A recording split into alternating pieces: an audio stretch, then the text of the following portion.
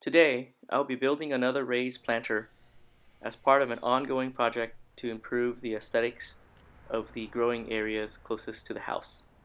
I will also share some of the thoughts that go into the design of the placement of the planter with respect to the overall function of the backyard. Later on, and after the placement of the planter, I'll show you some of the permaculture practices that is utilized. In particular, I'll be creating a hybrid technique drawn from the ideas in hugelkultur and lasagna gardening. Lastly, after the planter is created, I'll be filling it with my own mixture of soil, which I will show the parts of.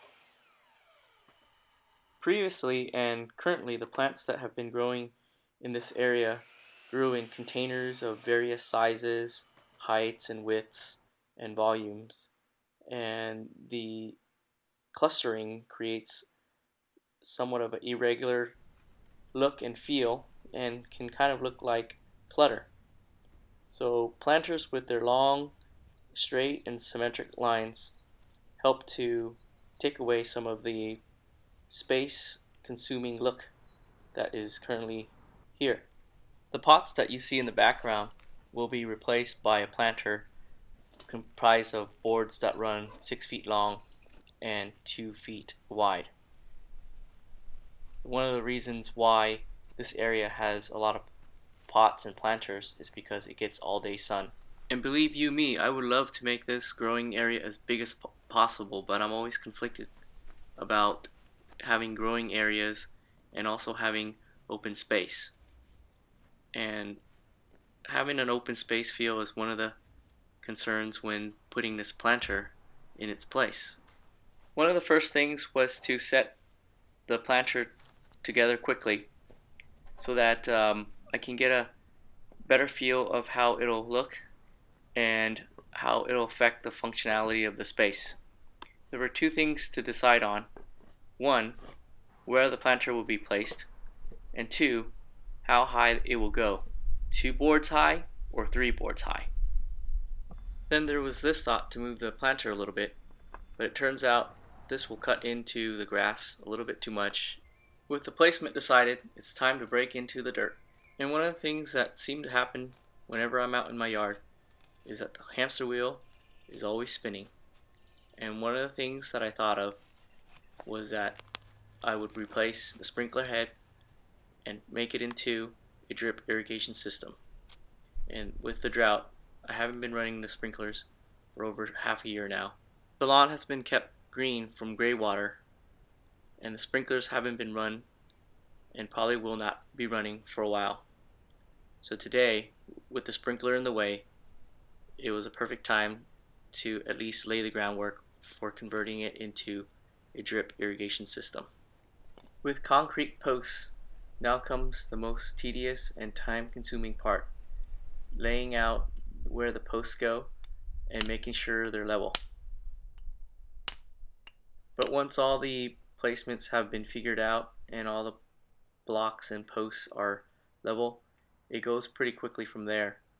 The additional posts can be stacked up quickly and the boards slotted in quickly as well. But once again, this is the most tedious and time consuming, but in the end will make everything easy and quick.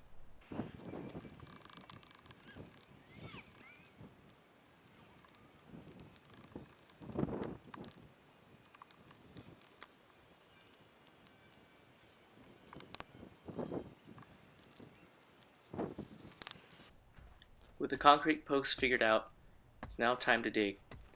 And I'm digging for two reasons. The first is to harvest this clay and use it later on to make up the soil that is going to fill the planter. And the second reason is to then backfill the hole with garden waste. And this is borrowing from the hugelkultur practice. And rather than put in logs, I'm putting mostly green waste. My concern with logs is that there might be a small chance that it will create an environment for termites, and with this being so close to the house, I do not want to chance it. And hugelkultur is this practice where gardening is done on hugel beds. And hugel beds are comprised of um, wooden logs at the base, and they can be either buried or set on top of the ground with green waste, branches, and twigs piled on top, and then on top of that, dirt or soil. And the idea is that the wood logs will help bring moisture to the hugel bed by wicking water from the soil. And then over time, as the log and other green materials break down, they provide a lot of rich compost and other nutrients that plants thrive off of. Digging is not only laborious but also time consuming, and it's not something that I have time, that is, much of these days. So today I did have enough time to dig out and harvest this clay, and if I didn't have that, then I would probably have to search for it elsewhere around the yard or supplement it with soil purchased from the garden center. Another thing that makes me feel good about collecting clay and using it is my belief that there might be a lot of minerals in the clay that is found, and especially as I dig deeper. So I'm not a geologist, but that's how I feel about the clay. And later on you'll see me use trace minerals from a company that makes azomite, and I've kind of had a change of heart about azomite, which I'll get on to later. So one of the things I like about digging out soil, especially digging down, is I feel I can mine some of the minerals that are potentially there and bring it to the surface for the plants to feed off of and grow strong from. So with this dug out, I'm throwing in the garden waste that I have from all the prunings and cutting, and this is mostly to backfill all the clay that's been removed. And it's not so much hugelkultur happening here because it doesn't have the logs that make up the biggest part of hugelkultur. So it's not going to be wicking water from down there for me, and it's not going to be mounded or anything like that. So